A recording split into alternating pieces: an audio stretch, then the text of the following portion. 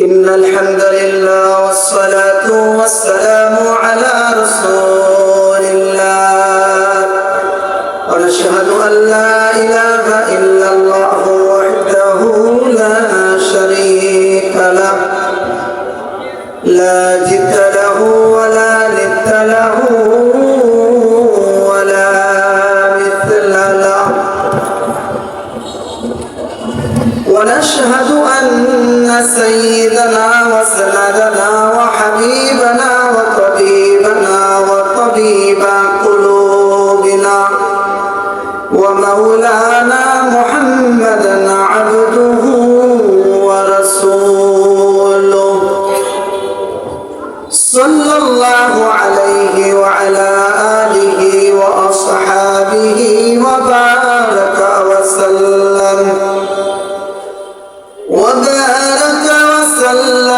تسليما كثيرا كثيرا أما بعد فأعوذ بالله من الشيطان الرجيم بسم الله الرحمن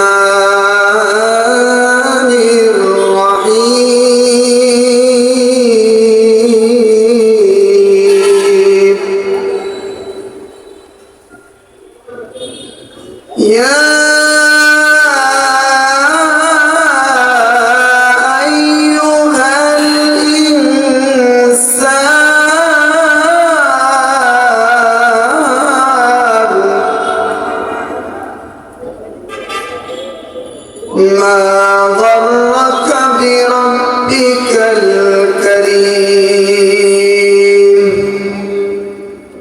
وقال رسول الله صلى الله عليه وسلم إن العلماء ورثة الأنبياء إلى آخر الحديث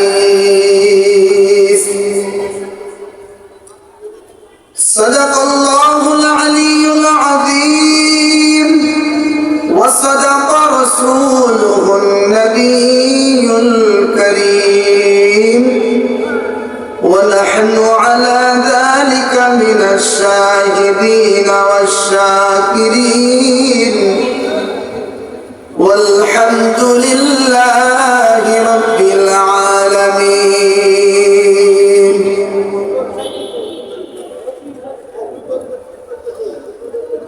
শুকরিয়া আদায় করছি সে মহান মালিকের দরবারে যে মহান মালিক আজ চুয়াডাঙ্গা জেলার প্রাণ কেন্দ্র চুয়াডাঙ্গা টাউন ফুটবল মাঠে ঐতিহাসিক ইসলামী মহাসম্মেলন আয়োজনে জাতীয় উলামা মাশায়েখ আইম্মা পরিষদ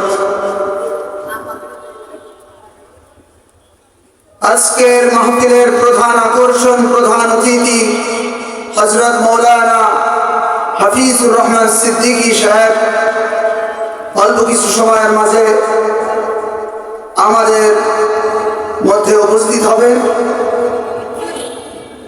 তো আল্লাহ তাআলার দরবারে আমরা সর্বপ্রথম শুকরিয়া আদায় করি যে মালিক এই বৈরী আবহাওয়াতেও আমাদের মাহফিল করার মতো পরিবেশ করে দিলেন। সকলেই বলি আলহামদুলিল্লাহ। শুকর নিয়ামত নিয়ামত সবসুকুনা কুফর নিয়ামত নিয়ামত সবরুকুনা।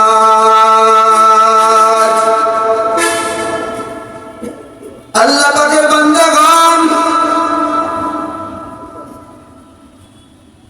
প্রিয় নবীজির প্রিয় উম্মতগণ, সর্বহালাতে মালিকের শুকরিয়া আদায় করতে হবে। মালিক যখন যেটা ইচ্ছা করে সেটাকে মনে প্রাণে মেনে নেওয়ার নাম হলো বান্দা, আল্লাহর ঘনিষ্ঠ বান্দা। সুতরাং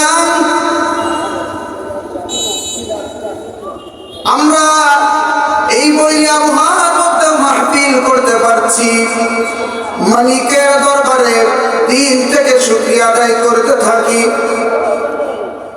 সম্মানিত উপস্থিত মুসলিম মিল্লাত, আমি পবিত্র কোরআন কারীমের যে আয়াতে কারিমা তেলাওয়াত করেছি, এটা সূরাতুল ইনফিতার আয়াতে কারিমা। আল্লাহ তাআলা ইনসান তথা মানুষ জাতিকে লক্ষ্য করে বড় আফসোসের সুরে আল্লাহ তাআলা বলতেছেন, দেখেন কত সুন্দর করে আল্লাহ তাআলা বলেন, আউযু বিল্লাহি মিনাশ শাইতানির রাজীম।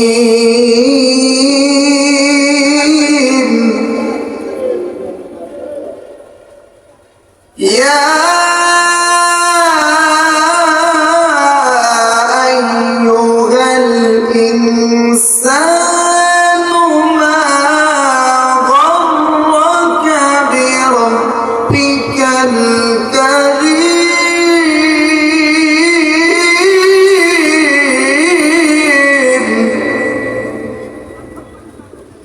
আল্লাহ তাআলা ইরশাদ করেন, ইয়া আইয়ুহাল ইনসান,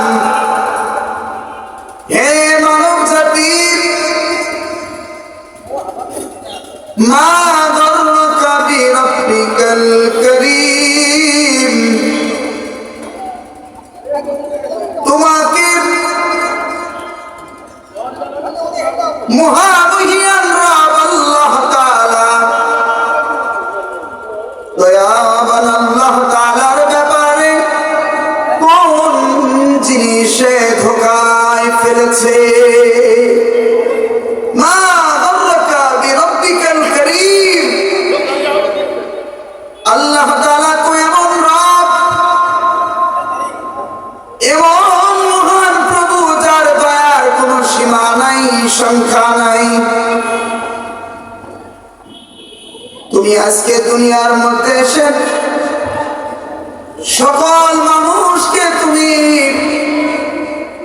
চিনতে পারো, আত্মীয় স্বজনকে চিনলা, পিতা মাতাকে চিনলা, ভাই ব্রাদার চিনলা, নেতা নেত্রীকে চিনলা, কিন্তু যেই মালিক তোমাকে আমাকে এই দুনিয়ায় পাঠালেন, মুসলমানের ঘরে জন্ম দিলেন, আখরি নবীর উম্মত বানালেন, সেই মালিক তোমার আমাকে অফুরন্ত নিয়ামতের মধ্যে ডুবিয়ে রেখেছেন। ওই মালিকের ব্যাপারে তুমি কেন এত উদাসীন হয়ে গেলা? তুমি সব কিছুর পরিচয় পাইলাম, কিন্তু যেই মালিকের পরিচয় তোমার সর্বপ্রথম নেওয়ার দরকার ছিল, মান খলাকানি, কে আমাকে সৃষ্টি করেছে, মান রাযাকানি, কে আমাকে রিজিক দেন, এই প্রশ্নটা তোমার করার দরকার ছিল রে মানুষ। আজকে তুমি সেই মালিক, সেই রব আল্লাহকেই ভুলে গেছো। বড় আফসোস, বড় পরিতাপের বিষয় যে আল্লাহ তাআলা তোমাকে যখন দুনিয়ায় পাঠিয়েছিলাম, মায়ের গর্ভের পর তুমি যখন ভূমিষ্ঠ হলে, ছোট্ট কচি বাচ্চা রূপে তোমার মায়ের কোলে বসিয়ে যখন শুয়েছিলেন, গভীর রজনীতে তোমার মাও তোমার পাশে যখন ঘুমিয়েছিল, অনিচ্ছা সত্ত্বেও অনেক সময় তোমার মায়ের হাত তুমি শিশুকাল অবস্থায় তোমার নাকে মুখের উপরে পড়ে গিয়েছিল। যদি বেশিক্ষণ পর্যন্ত তোমার হাতটা ওখানে থাকতো রে মানুষ, তুমি মারা যাইতা, ইন্তেকাল করতা। ওই সময় হাত ছড়ানোর তোমার কোনো কুদরত ছিল না, ছিল না। তুমি কি জানো ওই সময় তোমার মায়ের হাতটা আমি আল্লাহ কুদরতি ভাবে সরাইয়া দিয়েছি। সুবহানাল্লাহ। সম্মানিত মুসলিম মিল্লাত, যেই মালিক আপনার আমার উপরে এত দয়া করলো, এত মায়া করলো, আজকে মানুষ হয়ে কেমনে সেই মালিকের কুদরতি পায়ে সিজদা না করে থাকি? পাঁচ ওয়াক্ত নামাজ আল্লাহকে পাওয়ার মাধ্যম, আল্লাহকে পাওয়ার, আল্লাহর সাথে কথোপকথনের মাধ্যম। এই মানুষ হয়ে কেমনে আমরা নামাজ না পড়ে থাকি? রমজান শরীফে কেমনে রোজা না রেখে থাকি? কেমনে মালিকের ইবাদত না করে দুনিয়ার জন্য পাগল হয়ে থাকি? এটাই তো আল্লাহ তাআলা বড় আফসোস আর করি তাদের সাথে বলতেছেন, ইয়া আইয়ুহাল ইনসান, হে মানুষ জাতি, মা গররাকা বিরব্বিকাল কারীম, আজ তোমাকে কোন জিনিসে তোমার মহান প্রভু আল্লাহ তাআলার ব্যাপারে তোমাকে ধোঁকায় ফেলেছে? আহা, এই আয়াতের মর্ম যে কত গভীর! আল্লাহ পাকের যারা আশিক, আল্লাহর যারা পাগল, তারা এই আয়াত পড়ে আর চিন্তা করে। এজন্য আমার মাইকের আওয়াজ যত দূর যাচ্ছে, এই প্যান্ডেলের মধ্যে যত ধর্মপ্রাণ মুসলমান আছে, আমি সকলকে উদাত্ত আহ্বান জানাই, আসেন আমরা সব তন্ত্র মন্ত্র ছেড়ে আল্লাহ পাকের তন্ত্র, ইসলামী তন্ত্রকে মেনে নিই। আল্লাহর আইন অনুযায়ী জীবনটাকে পরিচালনার জন্য ঐক্যবদ্ধ হয়ে যাই। নবীর তরিকা অনুযায়ী নিজের জীবনটাকে সাজাই, তাহলেই আমরা কামিয়াব হয়ে যাব। আমি যে হাদিস পাঠ করেছিলাম, হাদিসের মধ্যে আল্লাহর নবী বলেন, ইন্নাল উলামা ওয়ারাসাতুল আম্বিয়া, নিশ্চয়ই উলামায়ে কেরাম, আলেমের বহু বচন উলামা, উলামায়ে কেরাম নবীগণের ওয়ারিস, নবী রাসূলের উত্তরাধিকারী। বলেন সুবহানাল্লাহ। এজন্যই তো হাদিসের মধ্যে আসছে, আল্লাহর নবী বলেন, এ আমার সাহাবীরা শোনো, এমন একটা জামানা আসবে যেদিন আমি নবী থাকবো না। সাহাবায়ে কেরামের মধ্যে অনেকেই থাকবে না। আমার অনুপস্থিতিতে যদি কেউ আমার উলামায়ে কেরাম, উলামায়ে কেরামদের মধ্য থেকে কেউ যদি মুহাব্বত করে কোন আলেমের সাথে যদি মুসাফা করে, কেমন জানে সে আমি নবীর সাথে মুসাফা করলো। বলেন সুবহানাল্লাহ। কেউ যদি মুহাব্বতের নজরে কোন আলেমকে সালাম দেয়, সেজন্য আমি নবীকে সালাম দিল।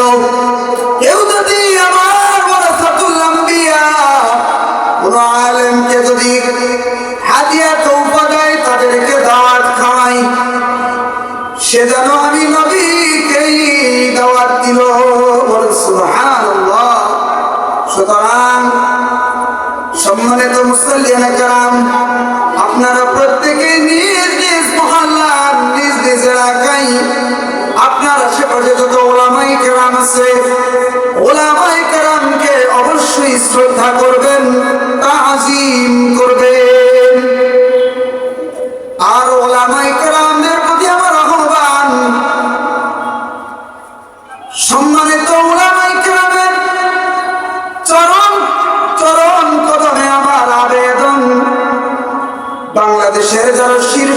সম্মানী ওলামায়ে কেরাম আছেন, আপনারা সকলেই সাবধান থাকবেন, সতর্ক থাকবেন। দুনিয়ার মোহ যেন আপনাদেরকে যেন হোঁচট না খাওয়িয়ে ফেলে।